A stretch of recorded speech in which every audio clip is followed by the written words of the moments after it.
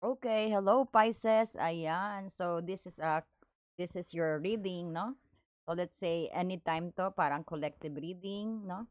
But I doing this no itong February 2022 siguro at saka 2028. Hopefully na ito yung predictions na mangyayari sa So titingnan natin na Pisces ang feeling ng persons mo sa'yo at ang action, ang intentions niya, kung maganda ba or paasa mode.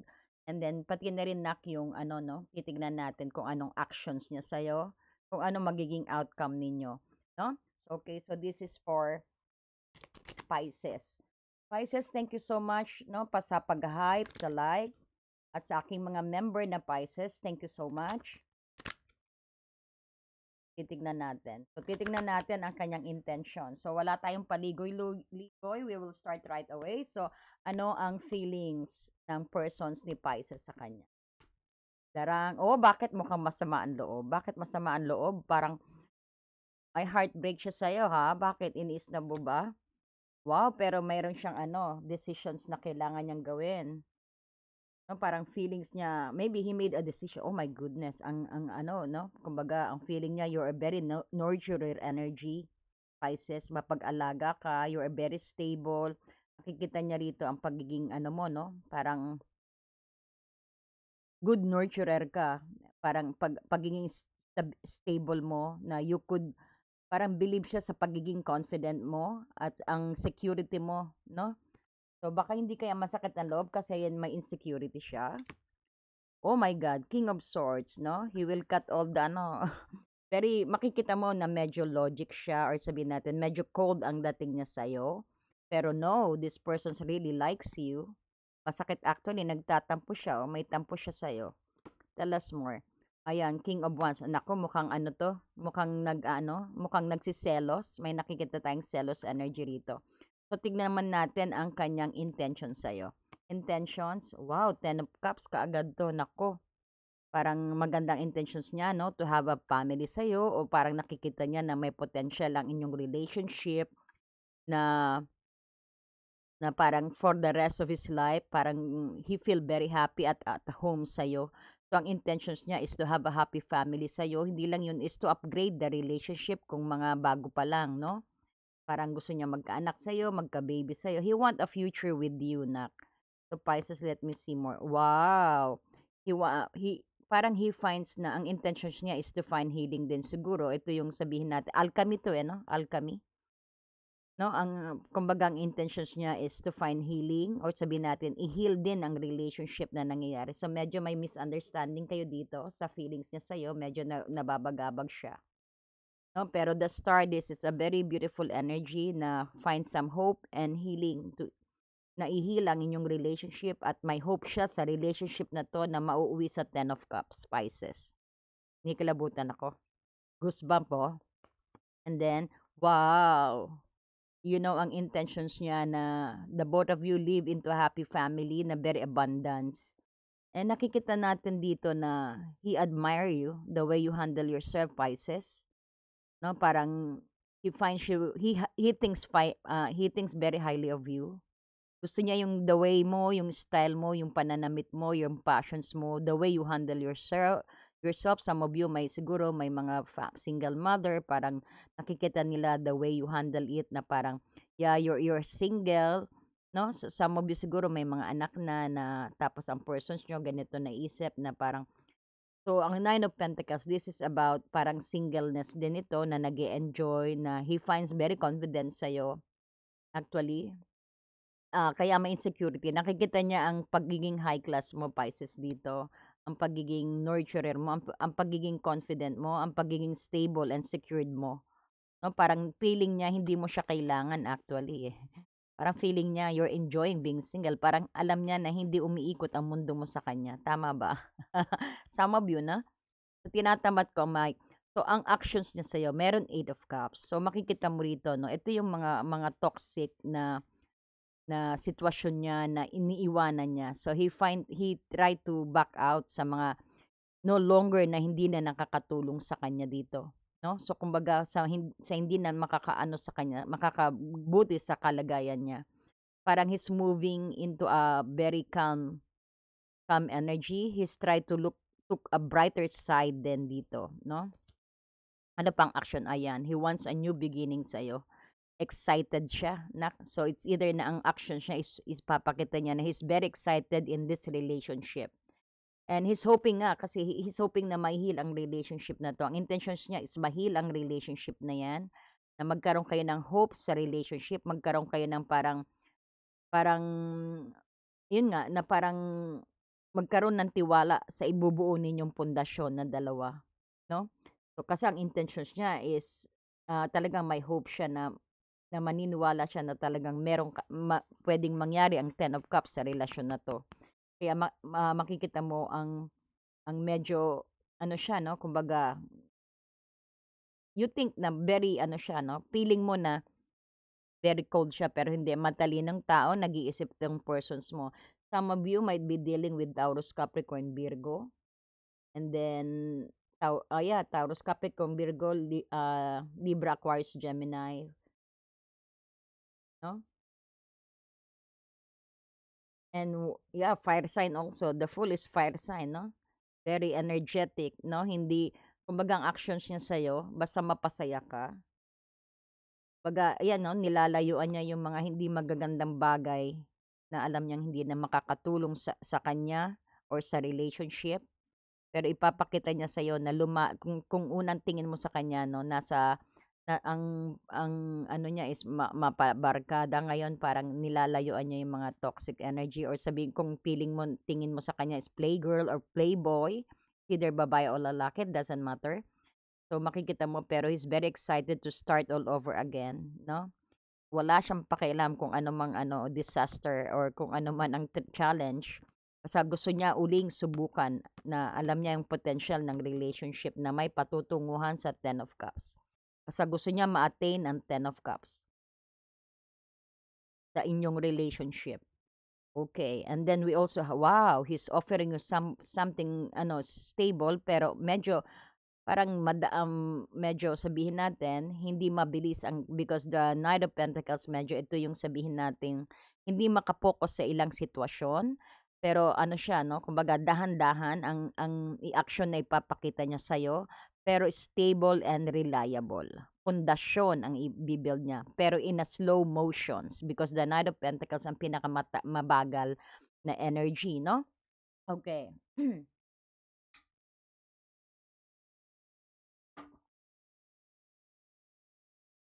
Very exciting actually. Yan pa natin kung okay. Yeah, actually hindi na siya nagja-juggling, no? Actually, alam niya nang ipa-prioritize niya ikaw, nak, no? Ayan, no? Tignan mo, he's not juggling anymore. Kasi pag ano yan.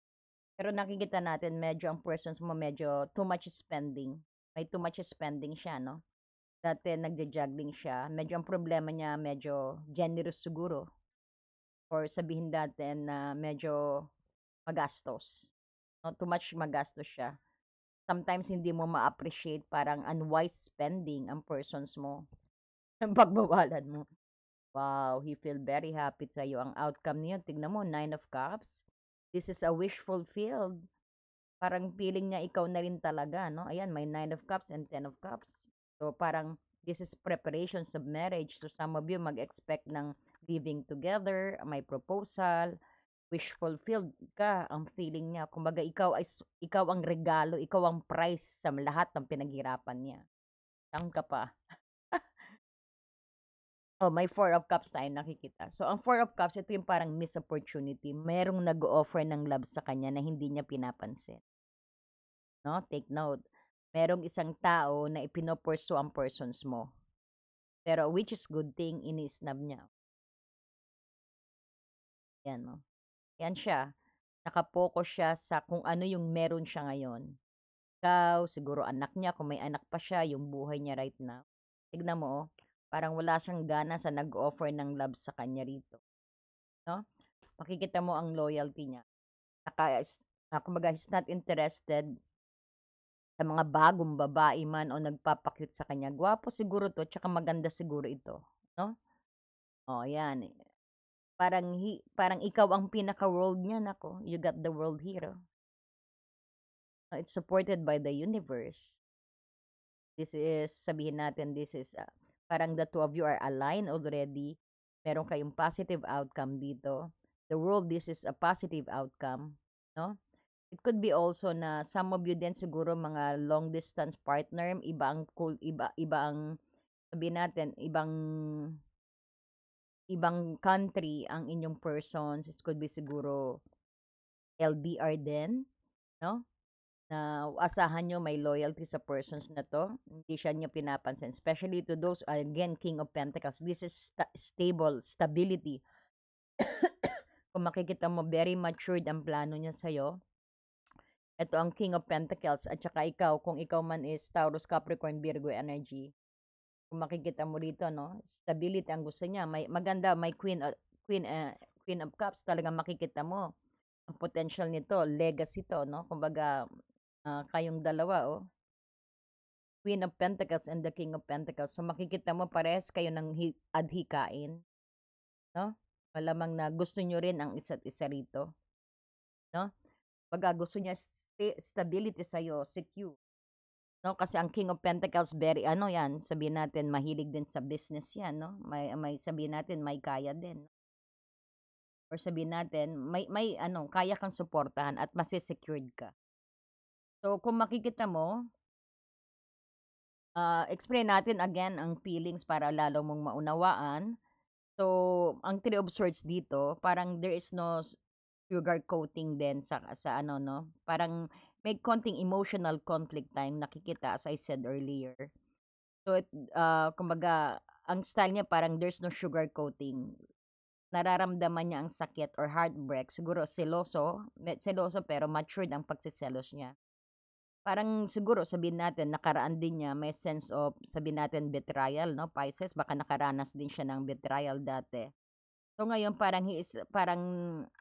he's likely feeling fears ngayon by a recent situations at saka nagkaroon siya ng realizations. Alam niyang masakit na hindi umubra ang relationship niya dati. Pero this is necessarily na deal breaker to, kumbaga. Kumbaga, bumalik ulit sa kanyang nakaraan. Pero yan yung purpose niyan is to have some realization. Ayun nga, parang ito yung pinaka deal breaker ng sitwasyon niya kung bakit siya nag-decide ng judgment, kung bakit siya nakapag-decide. Gano'n naman po kapag once na malapit nang mai-let go ang nakaraan, ang mga emotional baggage, talagang babalik ang sakit.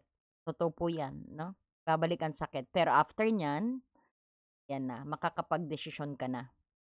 This is a deal breaker ang Three of Swords. Medyo, yes, masakit ang kanyang nakaraan. So, kailangan maalala niya 'yan para magkaroon siya ng realization, no? Ito ang judgment, no? Ito yung nagpapatunay. Parang nasa phase siya ng evaluations ngayon. At ang energy niya, nakita niya na ang big picture ng history or nung nangyari sa kanya noon, 'no? Ang nangyari sa kanyang past relationship. At ngayon parang nakapag-decide siya na kung ano ang dapat nang iwan, 'no? Kasi makita mo talagang tumalikod siya rito, ang action niya talagang tinatalikuran niya ang lahat ng hindi nakakabuti sa kanya, ang kanyang aksyon. 'No, so nakita niya upon realization, nagbalik tanaw siya, oo masakit, pero medyo may nakaraan siya o sabihin natin ikaw din, the energy can shift. So itong judgment, ito yung kumbaga makikita mo after ng sakit na 'yan, nagkaroon siya ng realization at nakapag-decide siya na kailangan niya nang iwan ang lahat ng hindi nakakabuti sa kanya o sabihin natin ang nakakasagabal sa rebirth ng inyong relationship. So naramdaman niya ang pinaka ang pinakaimportansya, calling ng Hanes na maging totoo sa sarili, 'no? Especially when it comes sa relationship at sa future ng relationship. Ngayon, how he see you, papaano kanya nakikita, how he will act. Itong Queen of Pentacles, napakagandang energy nito, no? Itong Queen of Pentacles. Nakikita kanya, very high value ka, nurturing and stable. No, sinabi ko na yan kanina, ulitin ko lang.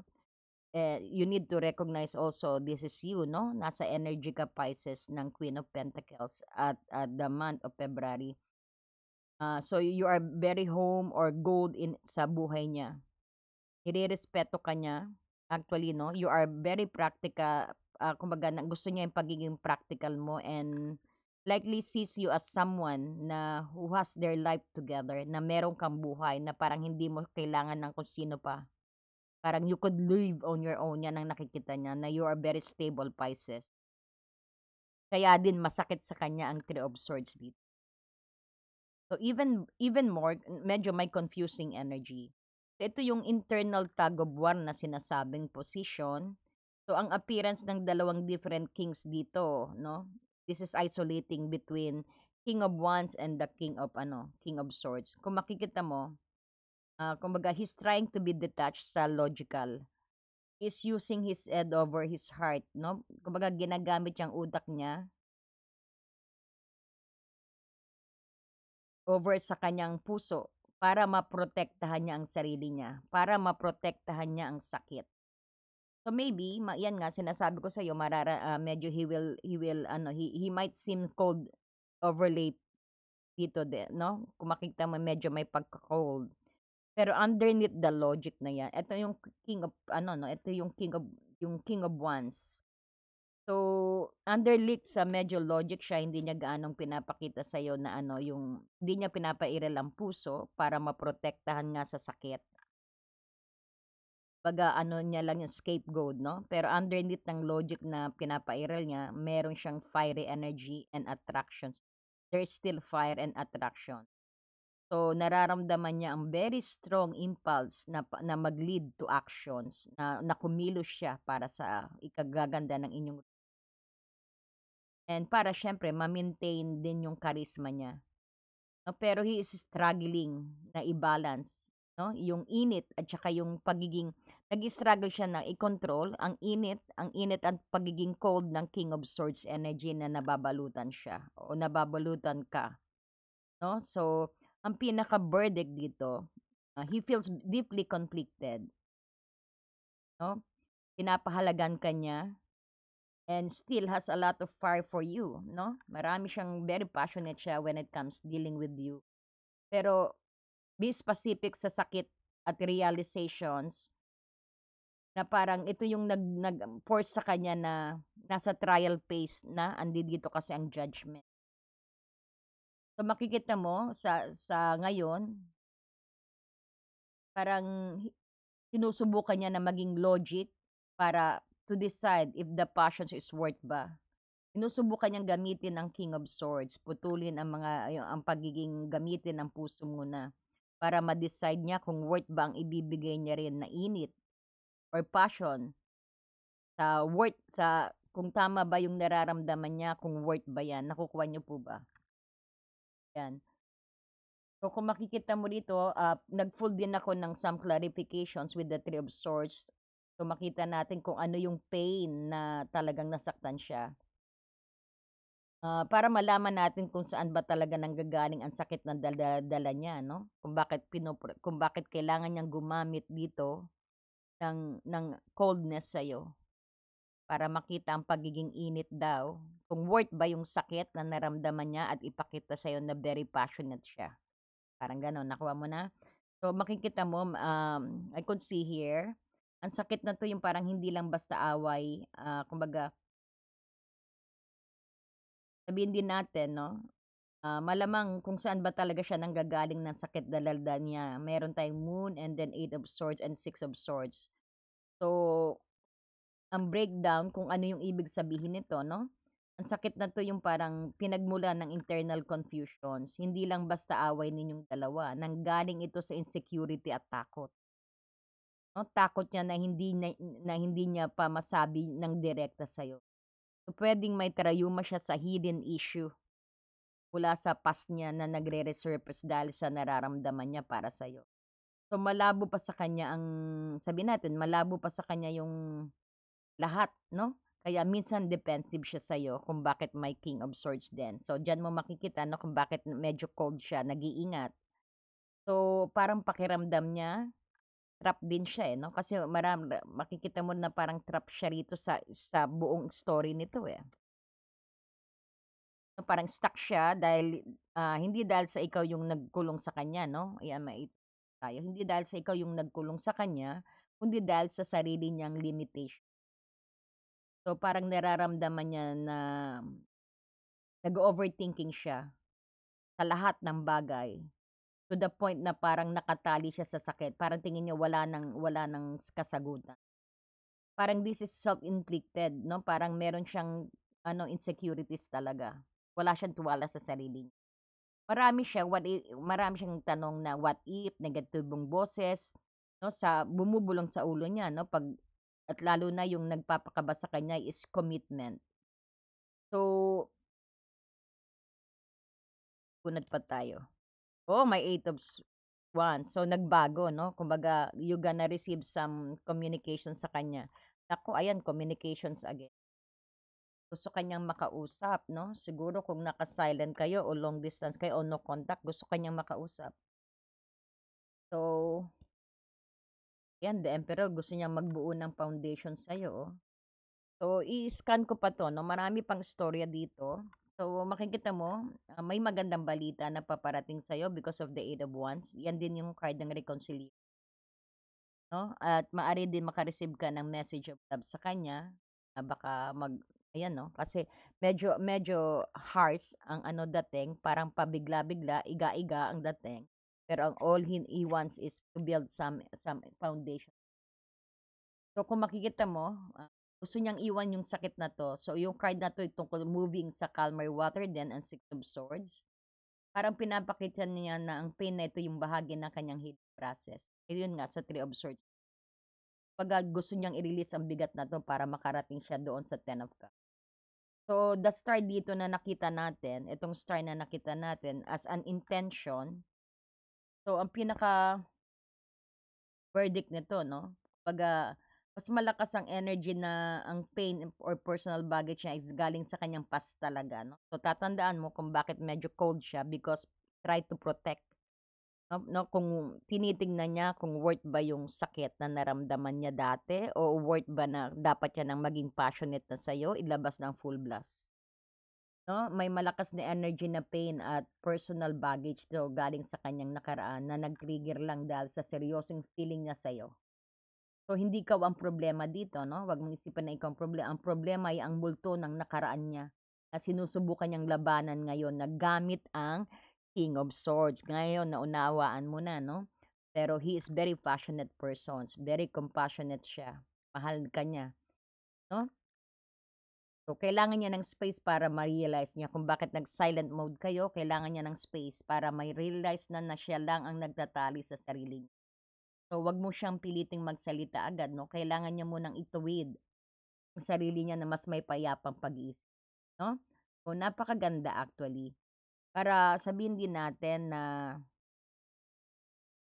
ito yung kailangan mong gawin, ang advice na ibibigay ko sa'yo, record regarding dito sa mga tarot spread nito, trust your gut stay 'no. Kumbaga, ang kailangan mong gawin para malaman mo ang role mo sa sitwasyon nito lalo na't may halong tarayuma 'no o overthinking na nagpu-pull sa tatlong card dito. So, ang kailangan mong gawin, but you have your own free will, ang High Priestess, trust your guts at mag-stay quiet ka. Huwag kang magmadaling kumuha ng sagot sa kanya. Ang role mo ngayon yung maging misteryoso ka at kalmado, okay?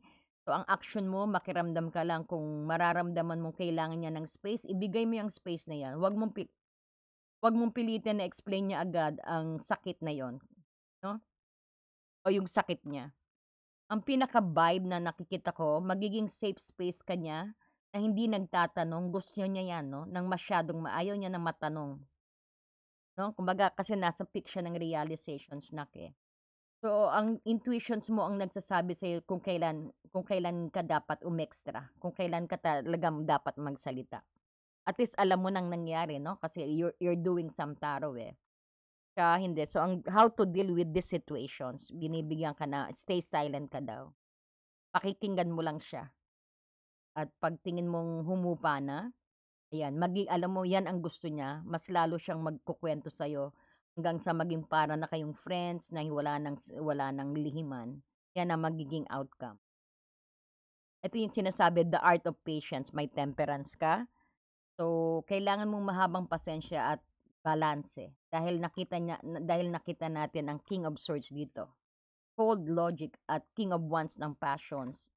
Kaya ang role mo ay maging gitna ka dito sa dalawang 'to, 'no? Dalawang king ang invade ng energy niya, eh.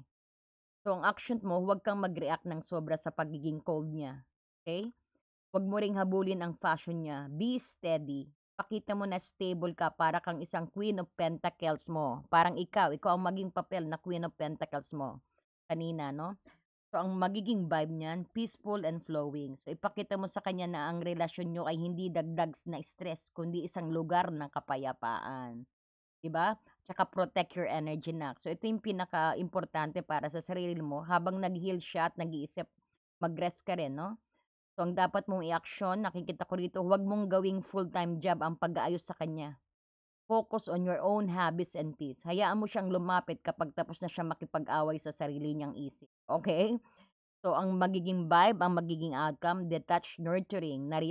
Kumbaga, nariyan ka para sa kanya pero hindi ka apektado ng mood swing niya.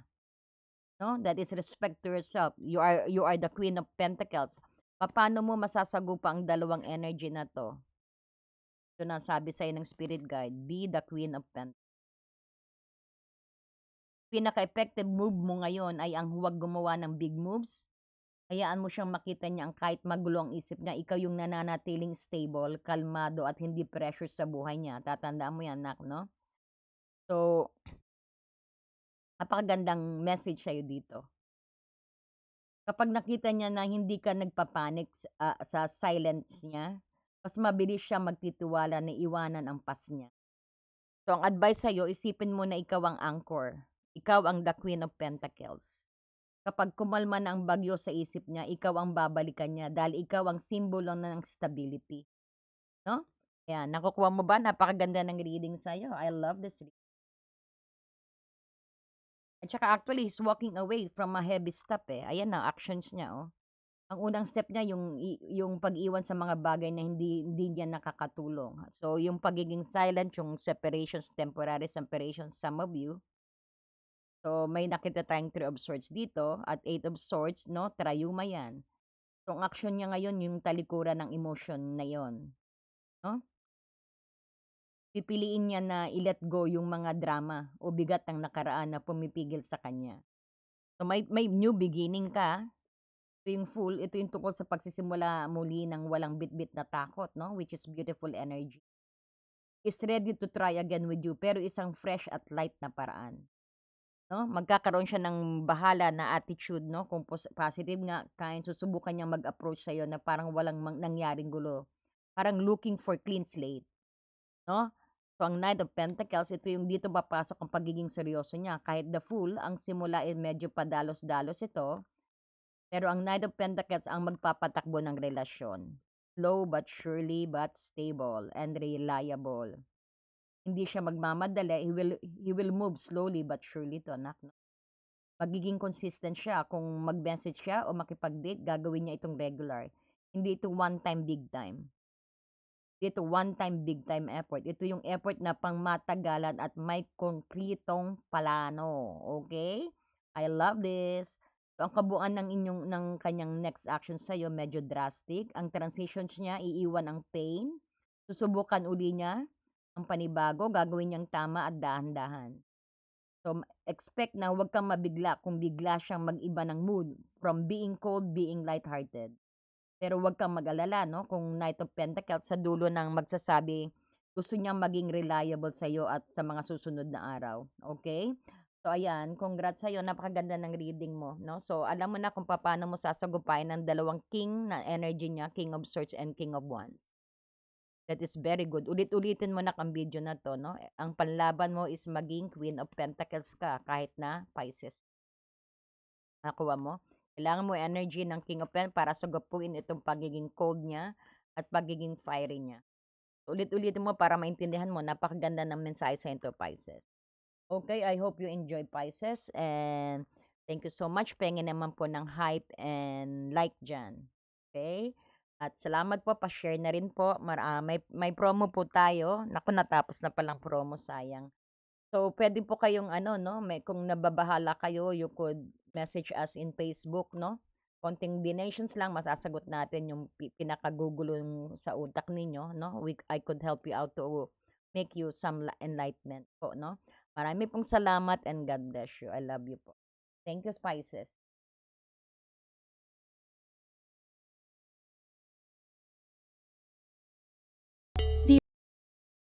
Dear friend, have you ever felt so stuck, hurt, or hopeless that you knew something had to change, but you didn't know how things would work out? A time when you could have really used more insight and guidance, or at least a new way to nurture yourself and bring a little more peace into your life.